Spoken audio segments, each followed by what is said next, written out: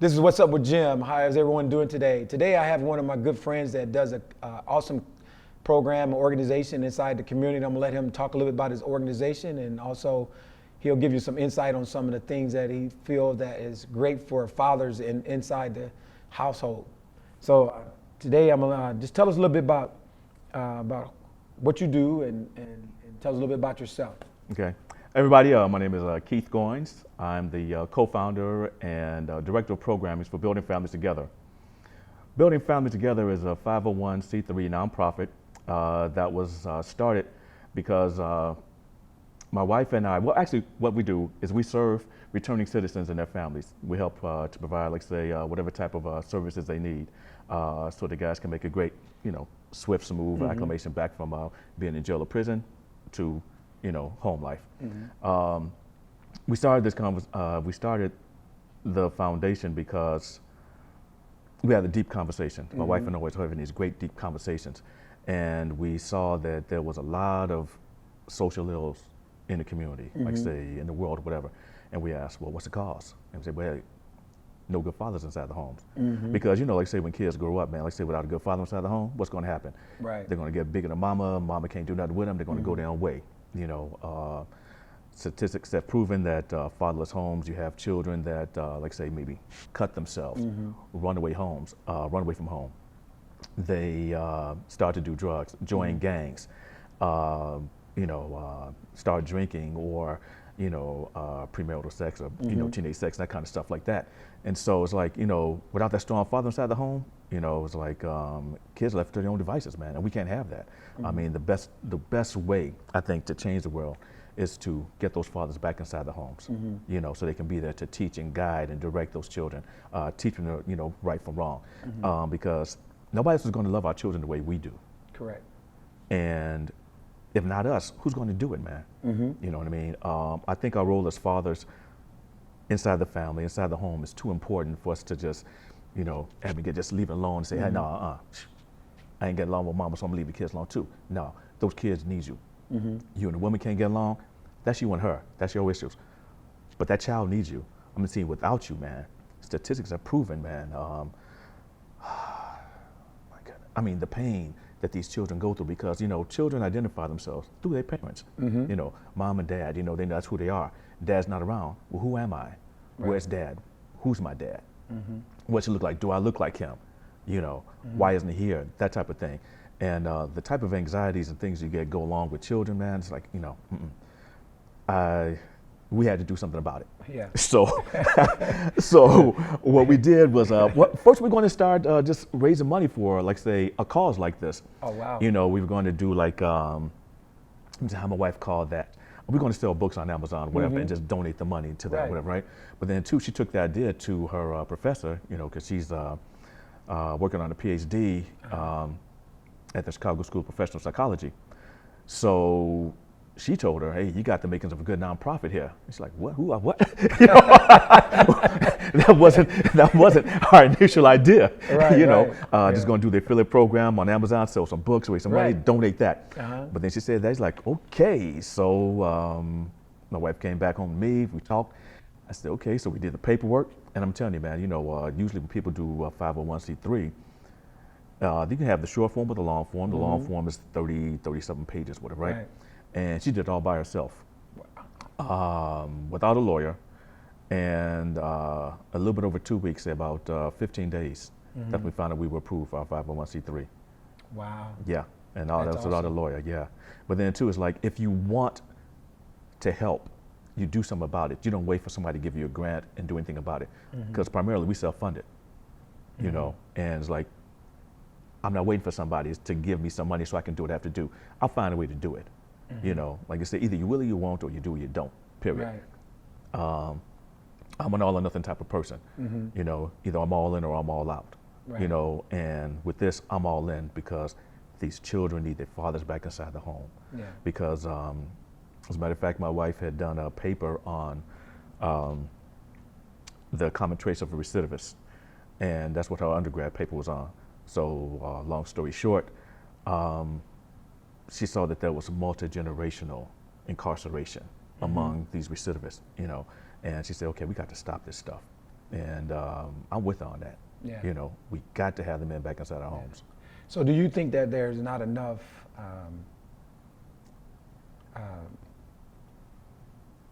second chance programs out there, or programs to give men another chance that have not committed those serious crimes, to get them back involved in their kids' lives? Well, actually, when we look at it, okay, because we are, as a matter of fact, we're going to another job fair for returning citizens, and over here, like say the social services unit at the Elgin Police Department is going to have a reentry collaborative that's coming up September 19th. It's going to be right over here at the Hemming Center. Okay. So anyway, we are finding that there are many people who will give these guys second chances or opportunities for work. I have a couple of unions involved, the Laborers Union and the Bricklayers Union. Okay. They've already committed and said they're going to come. I've already reached out to, like say the plumbers, electricians, and everybody else, but they haven't got back to me yet. But I'm going to hit them back again. I say maybe as soon as I get out here, do some more emails, you know. Right. But anyway, there are people out there that's willing to give these guys a chance, and I'm happy to see that. You know, when they come on board, it's like yes, you know, because all any man ever wants to do is take care of his children or his family, and sometimes these guys don't have the opportunities, maybe due to lack of education or whatever else. So they go take the easy route.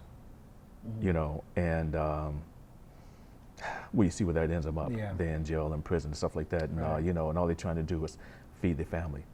And so without the economic part of it, like say, if they don't have a job, you know, guys always say, I got to do what I got to do. Right.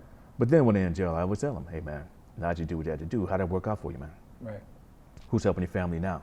You know, or if they was doing it for their mom, who's taking care of mom now? Right.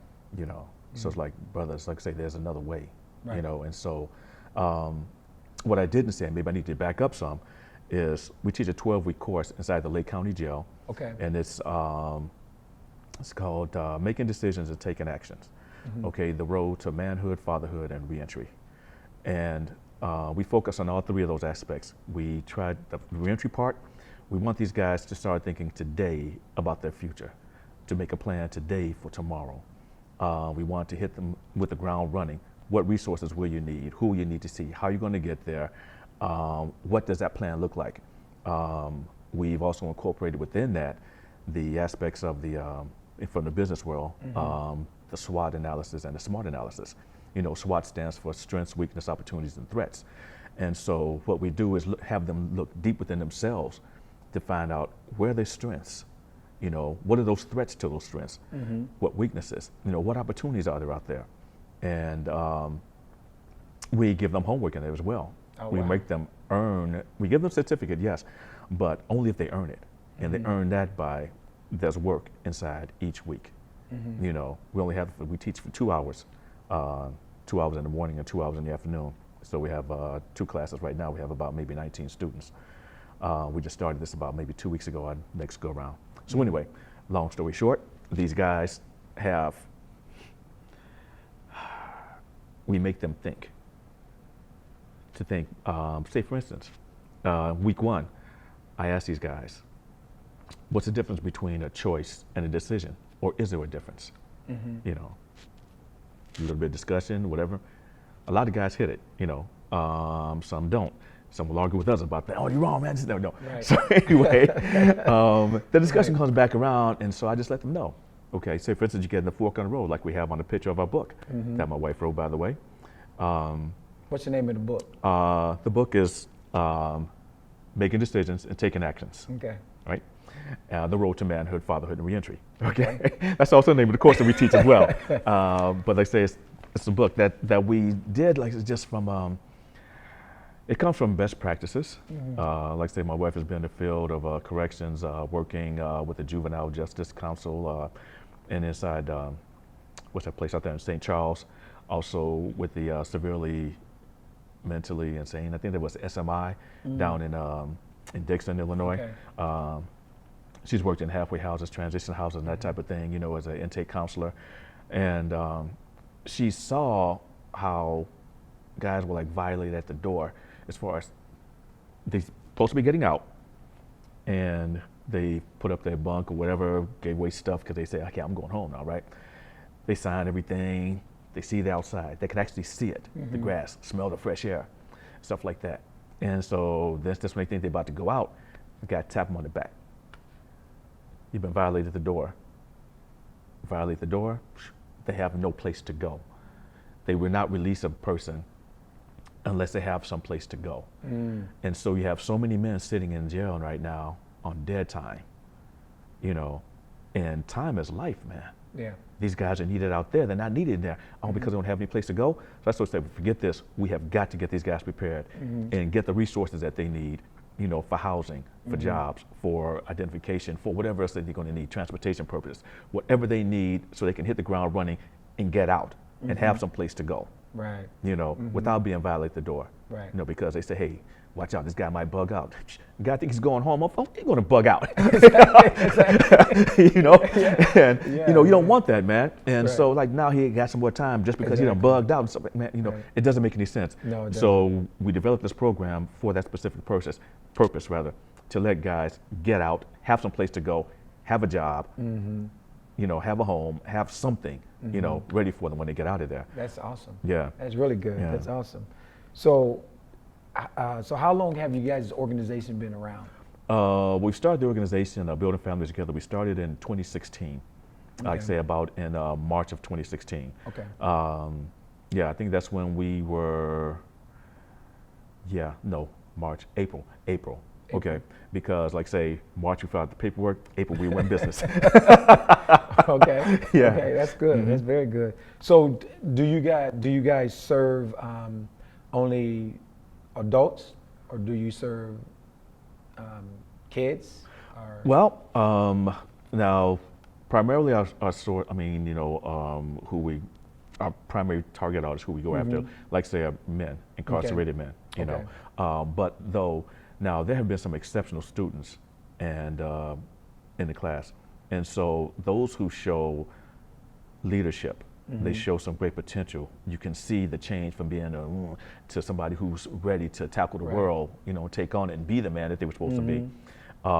These men, if they reach out and say, look, you know, kids need, let's say, school things or whatever, you know, we will, like say, we give gift cards so they can go to Target or Walmart or someplace like that so they can get backpack school supplies, that type of thing. As a matter of fact, we've met some of the families of these men, you know, because again, those who really stand out, we want to give a little extra because they've earned it. Because we have some guys who will take the class again, and so it's like we've given their families, like say, turkeys for Thanksgiving or Christmas, you know, that type of thing.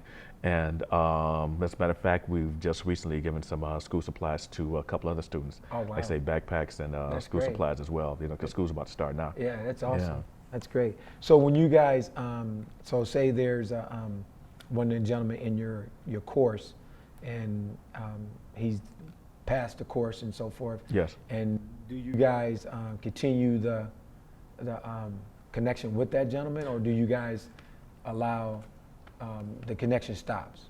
Oh no, we encourage it from day one. We always encourage these guys, hey, please stay in touch with us, man. You need anything when you get out, whatever, because the jail setting too, and the reason that we set this thing for 12 weeks is because the guy's not always there. It's a quick turnaround in the jail setting. Not like prison where they're there for years, but in jails they can be gone next week, you know, in a month, whatever. And sometimes we do lose guys because they get released. But I went off on a tangent, man. What was the question again? That's okay. That's all right. No problem. No problem. Do you guys keep the connection? Keep the connection. Okay. Yeah. Yes. So we do encourage them to keep the connection, and we have had some that do. As a matter of fact, there's one gentleman that once he got out, he got in touch with us because he got out before he can get his certificate and his coin because he earned that as well. So we met him, you know, and gave him that. And I'll say about maybe 2-3 weeks later, because he had asked for a business plan. We had given him a business plan. And he worked it out. We worked through some things, whatever. And now he's in Ohio. Oh, wow. And he has a landscaping business. Wow. And he's hiring other returning citizens. Really? So, yes. That is awesome. Yes. That's a great story. Yeah. And we have a couple others who was released, and now he's writing children's books. And it's, the subject matter is he's writing these books for children who have incarcerated fathers, to help them understand Really? that type of thing. Yes. That is so awesome. Yeah. That's yeah. that's great, man. Yeah. That's great, the things you guys are doing with that. So do you guys, why do you do what you do with these men, and then why do you help so much in the community? Man, why do I help so much in the community? I'm gonna answer that part first. Okay. And I'm gonna tell my age right here too. When I was a kid, I saw this movie, The Guns of Navarone, man. Gregory Peck, David Niven and stuff like that. I think 1963 or something like that. Anyway, Gregory Peck said something in there. He said, someone's got to take responsibility if the job's gonna get done. Mm-hmm. And when he said that, man, like even right now, I still get chill bumps, man. It's just like, that got in my bone marrow and it stayed with me. And whenever I saw there was a need, I just jumped right in. Say, for instance, somebody ran out of gas and the car was stuck in the road, whatever, I helped them push the car to the side. Mm-hmm. Somebody was moving, I helped them move.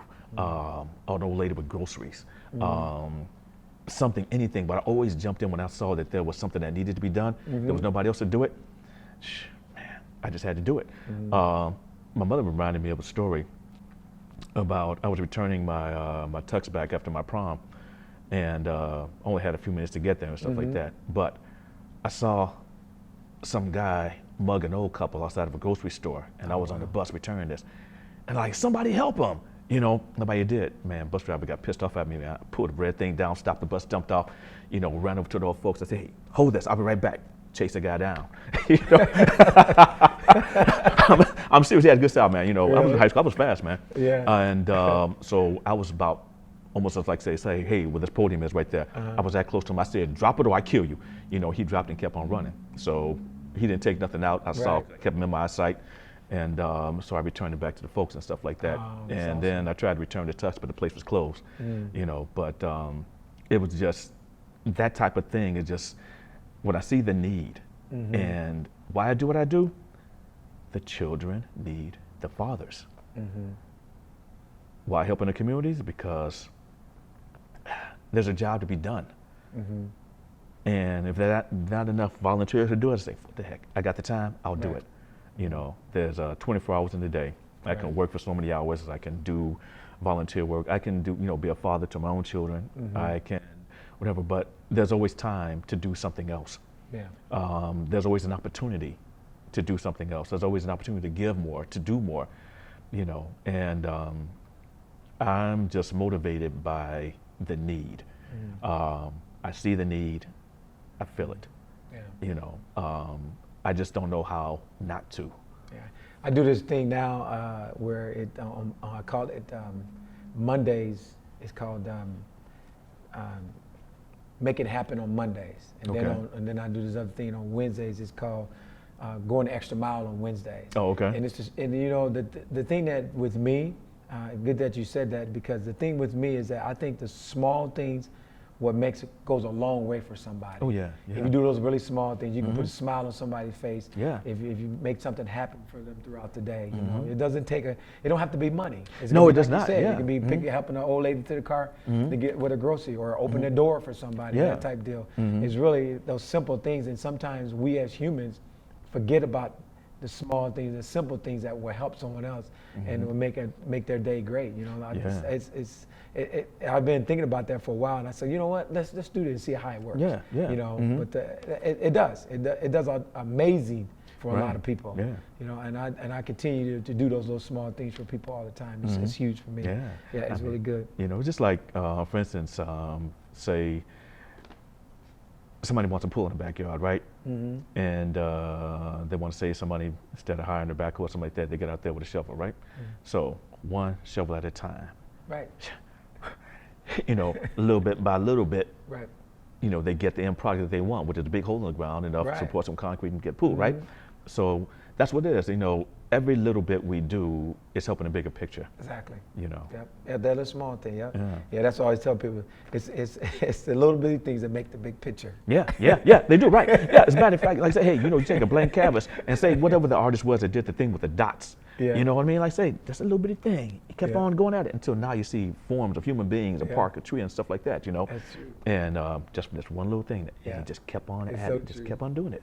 Yeah. You know. So I have a quick question here. That do you believe in the word at risk? No, I had to curb my tongue for a second. No, I do not believe in that. I don't even use it. Okay. I don't believe in that. I don't believe in labels or people even buying into the labels that somebody tries to give them. Even teach the gentleman in class and say, you know, just because somebody has a perception of you does not make that true. That's true. You know, Yes. don't buy into somebody else's label or perception or belief of you. You know who you are.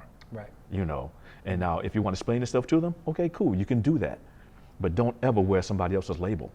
You know, That's so I true. mean, no, don't do that to yourself, Yeah. because now you're conforming to their need, desire, or whatever it is that they want you to be. And no, that makes you their property. You're not your own man at that point in time. Right. Be your own man. Own yourself. You know, you say I'm not that.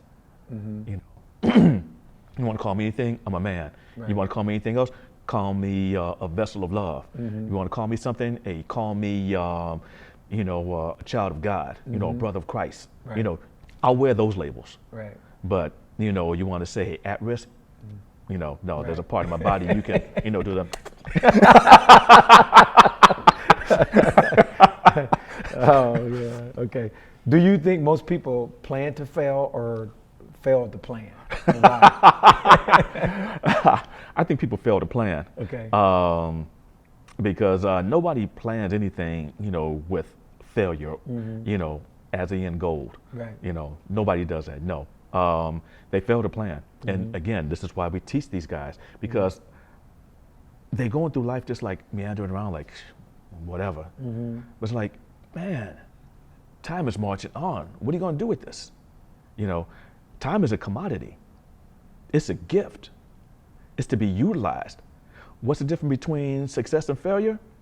Effort, or the lack of effort. And plan. That's what we like I say towards the end of the book, we have them like say with the 72-hour plan, a 1-week plan, a 1-month plan, a 6-month plan, year-end plan, and that's for like say for family, finances, jobs, savings. I mean whatever. The whole thing is, and we just want them to understand what this looks like, because I try to tell the guys, hey, make a plan, and then work that plan. You know. Or plan your work and work your plan, however that little cliche goes. I try not to use anybody else's words. I'm too much of the original for that, you know. But the thing is that I let them know, hey man, if you know you don't plan for life, life definitely has a plan for you. Exactly. And I ask them guys, hey man, how many of y'all plan to be up in here? Show of hands. How many of you got up that morning and say, hey, this is where I want to be today? Nobody. Right. You know. So what did you do to prevent that? You know, how could you have prevented that? What else? And going back to day one in class, I draw a dot on the board, or have them draw a dot on a piece of paper, and I would ask these guys, how many sides? You know, and a lot of them would tell me none. Some would tell me one. There's a few that say infinite. My wife likes it when they say none, because she say, okay, that's a blank slate. I could work with that person. Those that say infinite, I ask them to explain that. Those who say me the 1, 2, or whatever, you know, ask them to explain. But I tell them that even no matter how infinitesimal it is, you know, that one dot has at least 8 sides, which is the top, the bottom, the left, the right, the front, the back, the inside, and the outside. And I say, now, what those sides are perspectives, different angles from which to approach, or you can see this, right? Now, those perspectives are also options. Those options are also opportunities. And if you think about, before you make any decision, think about it. Take the time, because we tell them to use critical thinking or critical thinking skills. And so the only way you can do that is to stop seeing things one-dimensional and just going like, here, okay, this is all I know. That's all there is. No, there's at least. Now, I like when the guys say infinite because, okay, they saying, okay. So if you thought about that before, why are you here now? You didn't use that process because you're here now. How did you fail? Right. All right. Now, do you want to repeat that failure? No. You know, And one thing, man, I hate to lose, man. I'm one of the, it's like, I'm not Jordan. I can't play ball like Jordan, man. No, but I'm telling you, man, I am one of the toughest competitors out there. I hate to lose. I don't like losing. I don't plan on losing, and I'll do anything I can to win. Short of cheating, I won't cheat. I'm a true sportsman. I got integrity, which is something else that we make sure these guys understand too. The difference between honesty and integrity, and to act with integrity, to begin to love themselves. Because so many of these guys haven't had love in their life. Yeah. They haven't had the father around. Sometimes mama wasn't the nicest to them or whatever. Sometimes they create the situation themselves, But we ask these guys for gut-wrenching honesty. Look at yourself, man. Because here's the thing. I can want to help you, but I can't tell you how I'm going to help you unless I know what you need help with. Guys, tell me, how can I help you? What can I do for you? What's the issue? And the only time they can do that is if they reach down inside themselves and say, okay, look, all right, man, I'm guilty of this, or whatever, or I did this, whatever, or I'm lazy, or got short attention span, whatever it is, just tell me whatever it is, man, and I can help you with that. There is help out there. I let the guys know every time we go to a reentry collaborative, or we go down to Springfield to end the money bonds, or something else. I let them know, man, there are hundreds of people across the state, thousands of people across the state that you will never see that are working on your behalf. Don't you ever think that you are not loved, because, don't nobody care about us, man. Man, we sit on the Kane County Juvenile Justice Council. We are on the board for the, to reduce recidivism up there in Lake County. I can't think of the name because we on so many different things. I used to be president of CSHE, which is Coalition for a Safe and Healthy Elgin. And because things started taking off with building families together a bit, I had to step back from my responsibilities there. And but I'm still actively involved, but not as much as I was as far as being the president. But people are giving their time, their life to these people. I'll tell the guys, you show me what a man does, and I'll show you what the man values. And ask them how does that apply to them. Because if you're out there playing, out there in the streets with the fellas, or you're home with your kids, or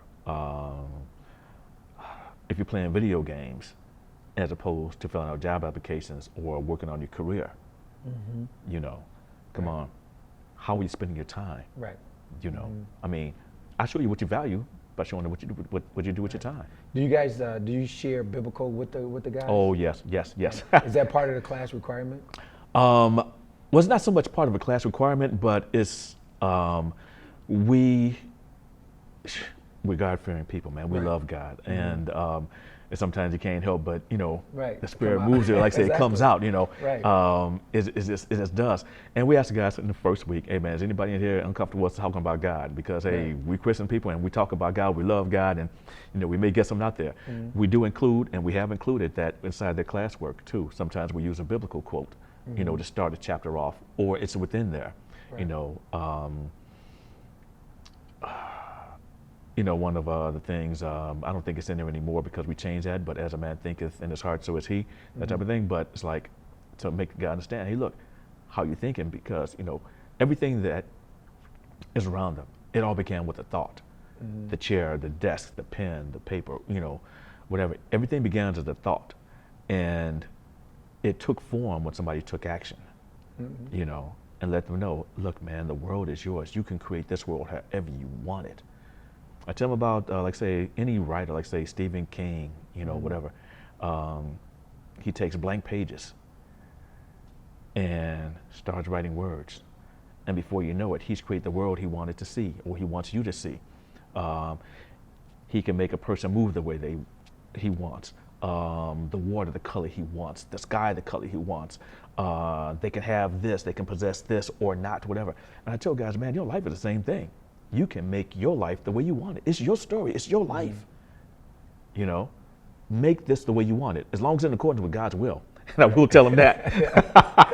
I say, because he is not going to approve of no stuff, Exactly. And I just want them to think better of themselves. Let them know that I have faith in them. So does the age range from 19 or to 35 or to Man. 18? Yeah, from 18, I think our oldest student in there has been 62. 62. From 18 to 62. That's a long. That's Yeah. a huge gap. That is, yes. And we have some guys that are fathers and some that are not. But those who are not fathers say they really do appreciate the class because now they have a head start, you know, on how to think about, you know, how to maybe even get with the right woman, with the woman with the right mindset that can help them build what they want to build and not just take from them, you know. It makes sense. Yeah. Wow, that's cool. That is really cool. So what do you think is the difference between a daddy and a father? A whole lot of respect, man. A whole lot of respect and a whole lot more action. Okay. We were speaking earlier, said like, you know, anybody can be a daddy, but it takes a real man to be a father. That father is that leader. That father is that epitome of a man who is there 24/7. Well, he's got to work, of course, but when the child needs him, he's there for them. You know, guys want to say, man, I got 16 kids, I'm a man. Right. No. How many have you cooked for? How many have you, like say, bandaged a knee or helped them up or whatever, you know? Right. How many have you helped with homework? How many have you read a bedtime story? Right. How many, you know, have you combed their hair, taken them to the barbershop, taken them shopping, whatever? You know, how many have you done that with? I say, now, if you're taking care of all those kids, man, you're a man in my book. Right. I said, but if you're not doing that, you're just a baby maker, you know? And the thing is, again, you know, these guys, hey, okay, well, they're not my kids, they heard, but, you know, I'm daddy, whatever, you know.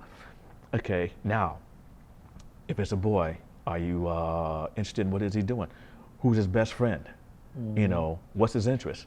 Why does he like this video game instead of that one? Right. You know, why does he like baseball instead of football, or vice versa? Are you helping him, you know, get his skills better? You know, what are you doing to enhance his life? Or you just there in the house as the man in the house, you know, who's not, oh, I ain't got to worry about him, ain't my kid, you know, no. But then two, they'll put you down, like say, as far as, like say, emergency contact in case something goes wrong at school. But then two, he feel like it's a bother, you know. A father takes responsibility. A father, I don't know, he just demands respect just by who he is and what he does. He is all things to that child. You know, that child looks up to him, whether it's a girl or a boy. And see, the proper father, the good father, girls want to marry a man just like that. Yes. Boys want to grow up to be just like him. Right. You know what I mean? Big difference. And one of the key components, I believe, in being a father is listening.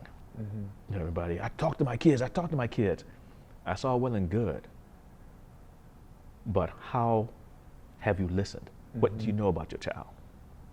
You know, our youngest, 17, he called me the man of 1,000 questions. Because you're interested.